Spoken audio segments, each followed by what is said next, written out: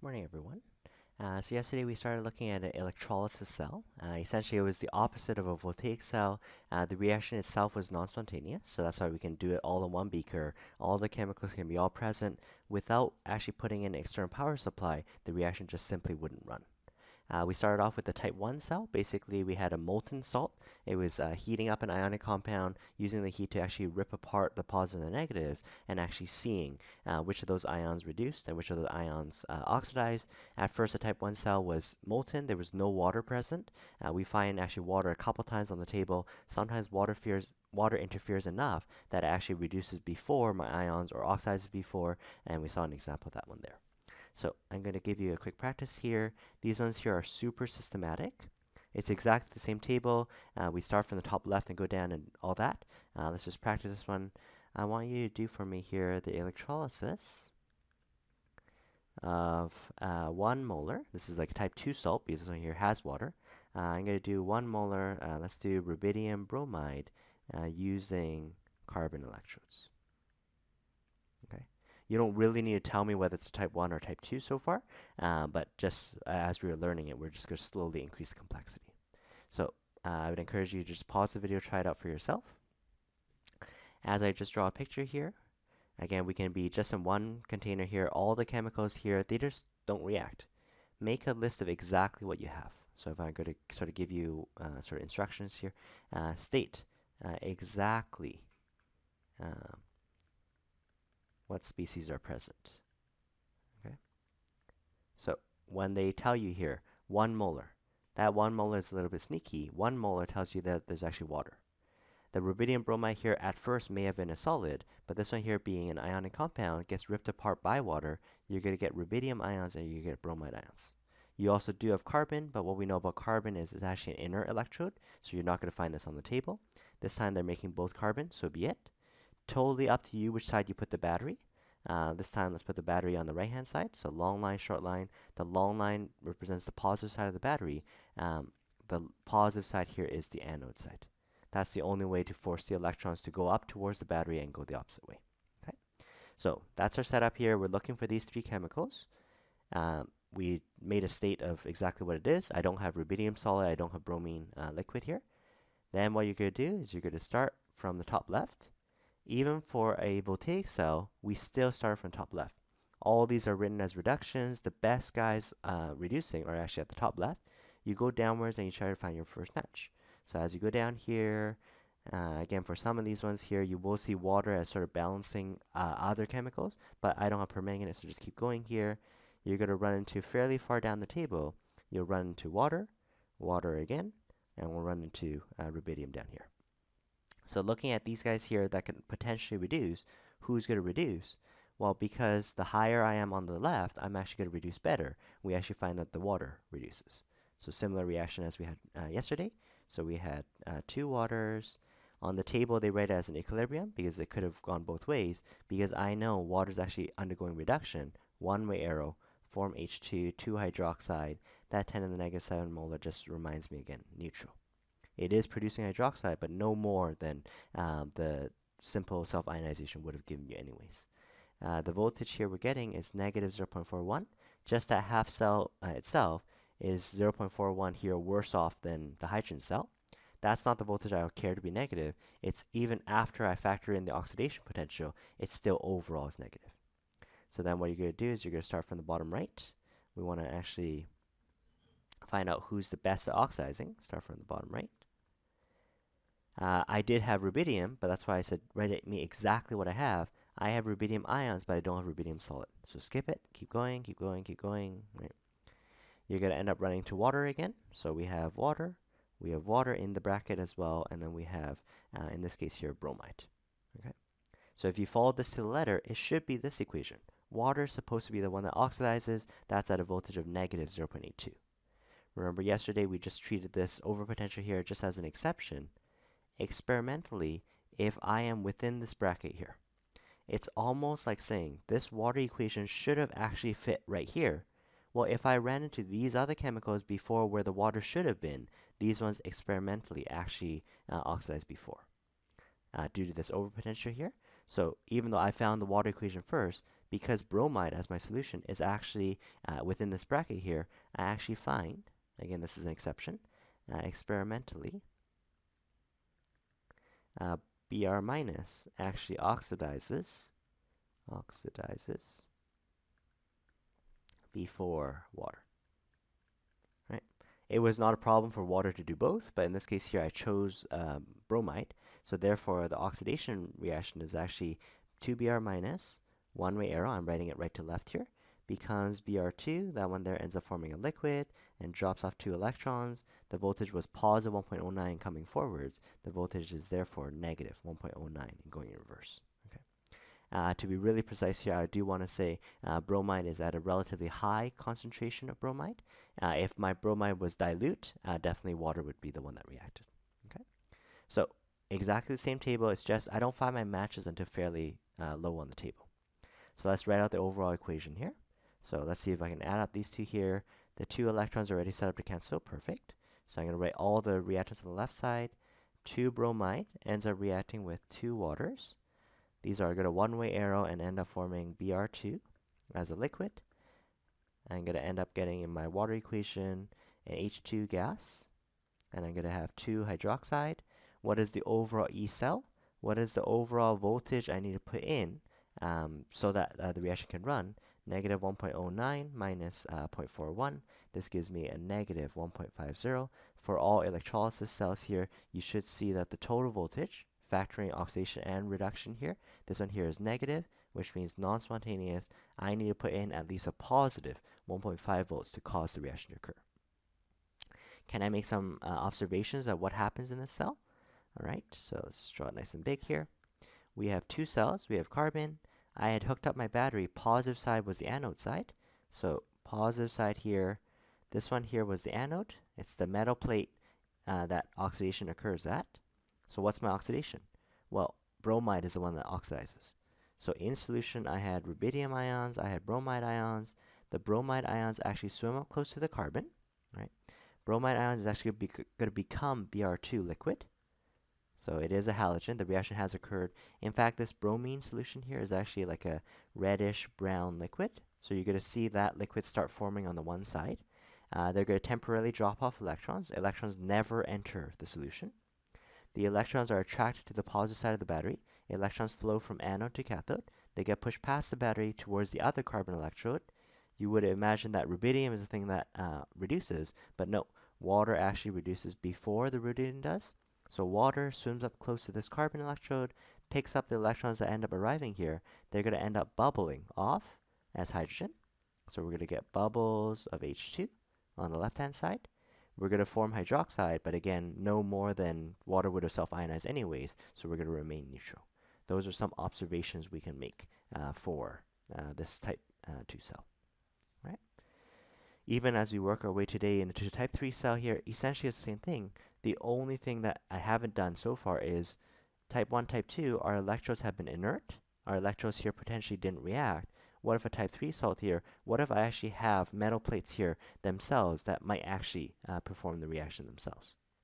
So it is totally possible that your electroplates react. So let's just do this here. We're going to do this here as a type 3 salt. For a type 3 system, type 3 system here is going to be the electrolysis of an aqueous salt using, they're going to call them reacting electrodes. That doesn't mean the electrodes are definitely going to be the ones that actually do the oxidation and reduction, but they're just saying it potentially could actually add to the mix. It actually might do the reaction before water or whatever other equation. Okay, so let me just find a good one for you here. So let's do the electrolysis here of 1 molar. So just as an example, 1 molar lithium bromide. Actually, no, let's do lithium chloride using a iodine and a gold electrode. Okay. So it looks very similar to a type 2 salt, right? As I make a listing of all the chemicals that I have, the 1 molar tells you you have water. Water is really annoying in this section here. Water very often oxidizes or reduces before the other chemicals do.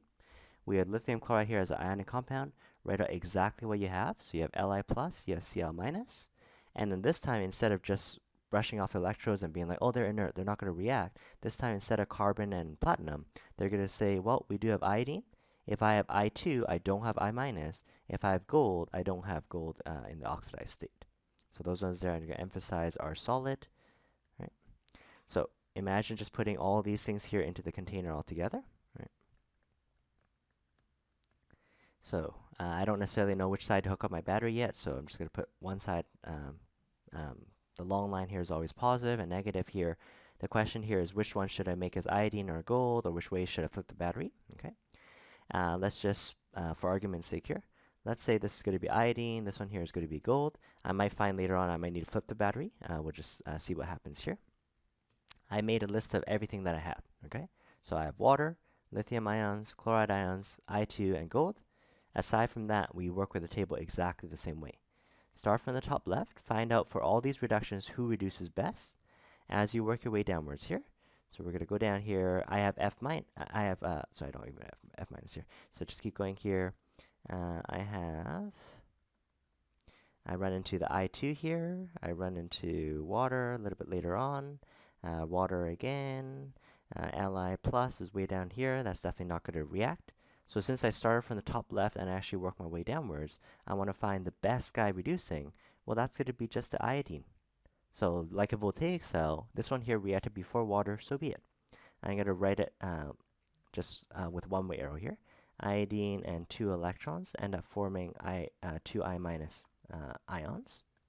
The voltage there is a positive potential of 0.54. That was 0.54 better than the water, than the hydrogen cell. Okay. Going the opposite way here, I start from the bottom right. These are the strongest guys at oxidizing. As you go upwards, again, I have Li plus. I don't have Li, so skip over it. Keep going here, keep going here. What I run into, I do see the I minus, but I didn't have I minus at first. I just have I2 as an electrode. I just need to keep going over here. I see water, I see water, I see chloride. Okay. Gold, the reason why it's so unreactive is gold is actually fairly far up on this table. Technically, gold here could oxidize, but it's actually really poor at oxidizing. If I was just sort of looking at my matches here, I would have imagined it should have been the water that reacted. Again, due to this overpotential here, it's sort of like the water equation should have actually fit over here. That means I actually would have run into the chloride reaction experimentally before the water equation right above it. So, again, experimentally, what's happening here is we have 2 chloride. I'm going to write it right to left here. So 2 chloride actually ditches its electrons and becomes chlorine gas. The voltage here is a negative 1.36 volts. Okay. So this time, oh look, the half cell here, one half cell was positive. That's fine. What I care is the overall voltage. So if I add up the E cell, the total comparing the reduction and the oxidation, that one there should overall be negative. Again, lowest common multiple here. These ones here already are 2 and 2. This is perfect. I'm going to then go I2, reacts with 2 Cl minus. This is going to end up becoming 2 iodide minus. And then we had that overpotential effect, so we end up getting chlorine reacting before water. The overall voltage, 0.54 minus 1.36. This is still a net of negative 0.82 volts. This one here still means non-spontaneous, so you need to put in an external power supply at least 0.82 volts, or else this thing here wouldn't react. Let's see if I put in the battery the correct way. So, the positive side of the battery is always the anode side. What I wanted is I actually wanted the I2 to actually do the cathode. I actually wanted to do the reduction reaction. So far, in the way I just sort of roughly put it in here, the positive side here is always the cathode. I'm actually not allowing, the positive side here is actually the anode. I'm actually not allowing the I2 to actually undergo reduction at the cathode side. My battery is actually the opposite way. So what I need to do here is I actually need to flip the battery. Well, since this is a external power supply, totally up to you. You can put the battery whichever way you want. Let's just hook up the battery the opposite way. So let's make it positive on the other side here. This time, the negative side is the cathode.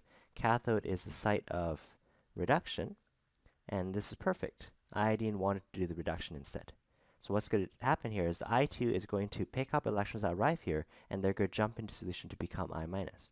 So imagine electrons end up arriving here. I2 is going to grab these electrons and they're going to jump off into solution as I minus.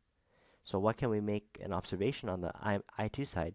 Now that our battery is in the correct orientation, we should find that the mass of this electrode actually decreases. Right? The mass decreases because I'm taking iodine solid and I'm forcing it into the aqueous state here. I'm going to have now more iodide ions in solution, but I'm losing mass on the metal plate. As I worry about, well, where do these electrons come from? The electrons flowed anode to cathode. The anode side here is going to be the positive side. That's always the case for an electrolytic cell. For the anode side, we had in solution, we had water, we had Li+, we had Cl-. Turns out between the water and the chloride that could both oxidize, chloride actually oxidizes better. So chloride swims up close to this gold plate. The gold, again, sits around doing nothing. The chloride is going to start bubbling off as chlorine gas. So again, you need to be really careful of that there. It's a poisonous gas here. So this is bubbles of Cl2 gas. So we're going to see bubbles, gas forming under solution. That's when the electrons get dropped off, and that's when they get traded over. So we can still make the similar observations as we did previously here, but potentially your electrodes themselves are reacting. Gold still was an unreactive plate, so this very well could have been platinum or carbon, doesn't really matter. But this time, actually, I2 actually did perform the reduction reaction. It actually participated in the reaction. It adds to the list of chemicals that might actually react, and you therefore need to look for it on the table. So let me switch over now. We're going to take a look at two quick applications of electrolytic cell, and then I'll just leave you to practice this question. So one application of this here is the notion of electroplating. Usually when I deal with these applications, I want to think of the goal in mind, okay?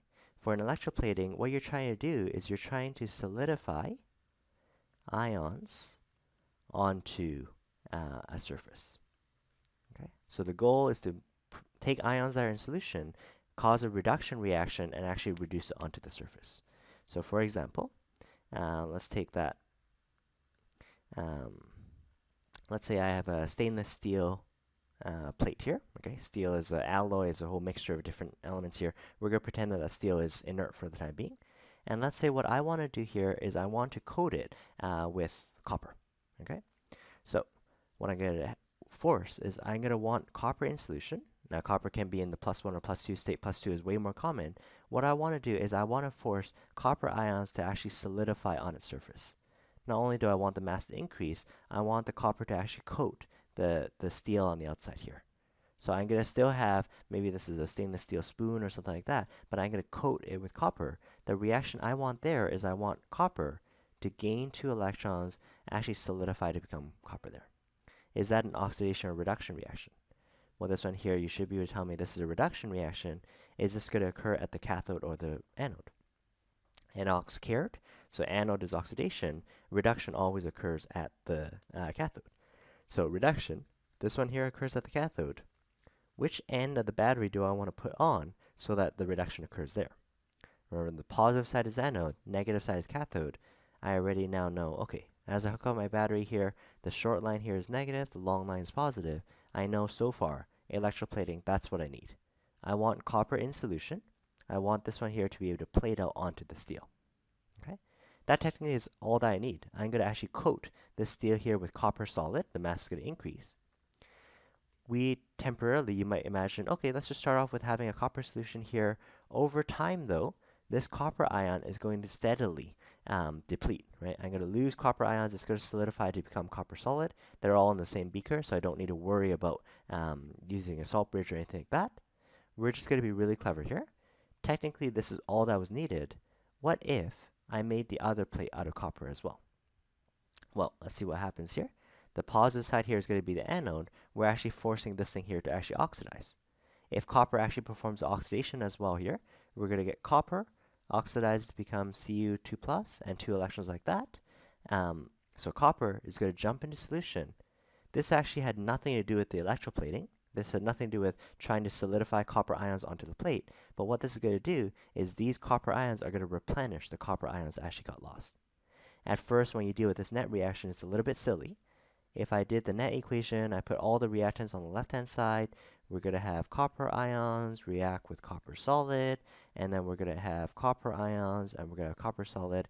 There's actually no net reaction. In fact, if we did the voltage here, the overall E cell here would be 0 volts. Now, technically, electroplating here, you still need to supply a voltage. The copper doesn't suddenly jump from one side to the other. But exactly that. We are reversing the reaction, but we're pulling off the copper on the one plate, but I'm reattaching the copper ions on another plate there. So, just in words here, technically all we needed was the reduction. We want to actually reduce copper ions into copper solid. But what we're going to be clever here is on the other plate, we're going to choose using a copper anode which oxidizes to replenish, to recycle the copper ions. Because the copper ions are going to steadily be decreasing, I don't want to have first started with a copper solution and then have to refill copper. I'm sure that this metal plate will steadily end up forming copper ions.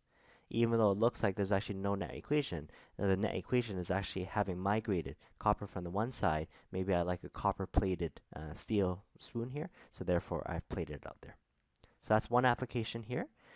This one here I might consider doing in molten state in case water might interfere, but let's figure out where the water reaction shows up. If you look for this copper reaction, it's right in the middle of the table here. Because copper ions here, copper plus 2, actually reduces before water does. It doesn't actually have to be molten. There could be water around. Copper ions are going to reduce first. As you go on the other side here, I do have copper solid on the other side to replenish some of these copper ions. Again, this one here actually oxidized before water. This can totally, you can save on, oh, you don't need to heat it up to melting temperatures here. You can just have a solution. The water would just be a spectator. It doesn't actually interfere. Let's do one more application here. That's the notion of either they call it electro refining. That's a general word. Or they might even call it electro winning. Again, the way I treat these applications here I think of the goal. Okay, what are you trying to do in this electro refining case? Imagine we have our container. The goal this time is maybe you dug a mineral up out of the ground here, and it's just a whole whack of different elements. So let's say what I have in here, I have some strontium, I have some magnesium, I have some aluminum. It's a whole mixture of different metals.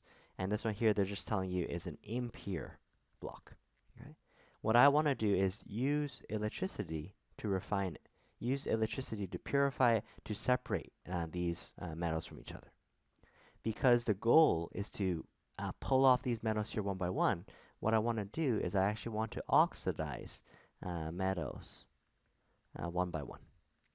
Not all at once, or else they'll still come off as a mixture here. Because I want this to be oxidation, I know the side here has to be the anode, right? Anode is a site of oxidation. I actually want my anode to be the reacting plate here, and that's actually the thing that's actually going to be pulled off. So again, if you look at the table here, if we look at where these ones here appear, I have strontium, I have magnesium, I have aluminum. Right? All three of these ones here potentially could oxidize. Who oxidizes first? Well, the strongest guy oxidizing is actually the one that's lowest down on the table. Strontium actually oxidizes first. So as I try to pull them off one by one, I'm going to cause this reaction. I want strontium to become strontium ions and 2 electrons. That has to happen at the anode side. So I need to hook up the positive side of the battery there. Positive side is always the anode for an electrolytic cell. The negative side, again, could be told out to me. All I've been able to do here is I pulled off strontium and I've made strontium ions in solution. But since I want to sort of collect and purify the strontium, what if I was really clever here? What if I made this plate here also out of strontium? Well, what's going to happen at the cathode side? At the cathode side, it's supposed to be reduction. At the cathode for reduction, what if my strontium ions actually were allowed to reduce and actually re-solidify to become strontium? Not only would it increase the mass, but what we're doing is we're plating out strontium on a block that was already strontium. We're actually just collecting pure strontium back. Okay. Once I'm guaranteed all the strontium is gone, right? If there's no more strontium in solution, then I can let the magnesium oxidize. I'm going to swap out probably instead of a strontium plate, swap in a magnesium plate instead. Basically, that's what we do. We just oxidize things one by one, and that's just an application. can this be done in a type 1 salt or a type 2 system? Okay. Type 1 was molten, type 1 couldn't have water, type 2 here could have water. Well, noted in these ones here, for the water side, on this side here, oxidation-wise, no problem. Strontium here is going to oxidize way before we run into the water equation here. Unfortunately, if I wanted to be clever and I wanted to have the strontium ions actually reduced, on the reduction side, unfortunately, the strontium is actually fairly low down the table. So I'm actually going to run into water first here. This one here, if there is water around, it's actually not the strontium that's going to reduce. Water actually is going to reduce on the strontium plate before strontium ions do. So I would argue I probably want to do this as a type 1 salt. I'm sort of out of luck. I need to do a molten system so that water doesn't interfere, so that I can recollect the strontium ions onto the strontium plate. The other metals are just going to be spectators for the time being. If I ended up having magnesium ions, aluminum ions, those would also be spectators because water would actually reduce before those ions do. Okay. So what I wanted to show you here for electrolysis, really similar to our voltaic systems. It's just that by the time you find your matches, you're so far down the table on the left and you're so far up the table on the right. Okay. So let me just leave you with one question here. Try to do for me a new system. I want you to do for me the electrolysis of aqueous nickel sulfate solution using a copper and silver electrode. Okay, so I'll leave you with this question for you to try here. What you can do is you can just make a list of what you have. Let me just hint at this here. So I have Ni plus 2 ions. I have sulfate ions. The aqueous part here tells you actually have water. We happen to have 2 electrodes here, the copper and the silver, that potentially could react here. Those are the chemicals. So I have 1, 2, 3, 4, 5 chemicals to look for. You're still going to start from the top left and go downwards. I want you to be careful on this side here. We do actually run into sulfate, right? SO4, oh, I have that. But remember, sulfate needs acidic conditions. Unless they tell me this is an acidified solution, I'm not allowed to use that reaction. So you would keep going here. You should run into the nickel reaction happen first. On the other side here, as you go upwards, sure, we end up finding our water equations. So we have water and water. We have a silver and we have a copper. Between all those guys that can oxidize, the copper should actually do the oxidation. And therefore, because the reduction reaction occurred below the oxidation reaction, I'd expect the overall voltage to be negative. Okay. See if you can draw out the cell as well, figure out which side the battery should be on, label anode and cathode, and make some observations at each plate. Okay. Let me know if you have any questions. Thanks, guys.